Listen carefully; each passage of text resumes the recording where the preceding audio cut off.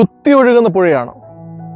തോണിയിലൂടെ മാത്രമേ മറുകര എത്താൻ സാധ്യമാകുകയുള്ളൂ.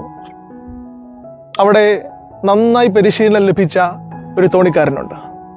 ധനികനായ ഒരു മനുഷ്യൻ വളരെ അത്യാവശ്യമായി പുഴയുടെ മറുകര എത്തേണ്ടതായിട്ടുണ്ട്. അയാൾ വന്നു, സുരക്ഷിതമായി എന്നെ മറുകരയിൽ എത്തിക്കുവാൻ നിനക്ക് സാധ്യമാകുമോ എന്ന് ചോദിച്ചു. തോണിക്കാരൻ പറഞ്ഞു, സന്തോഷമേ ഉള്ളൂ, കയറിക്കൊള്ളുക. അങ്ങനെ ശ്രമകരമായ ഒരു അധ്വാനത്തിന് ഒടുവിൽ അവർ മറുകരയിലെത്തി.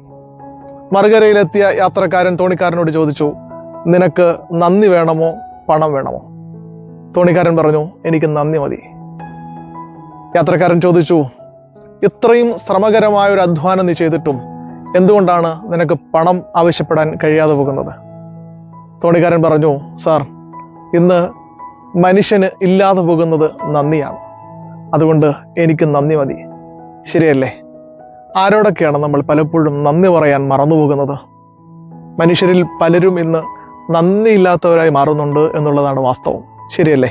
എല്ലാവർക്കും നന്മകൾ ഉണ്ടാകട്ടെ എന്ന് പ്രാർത്ഥിക്കുന്നു.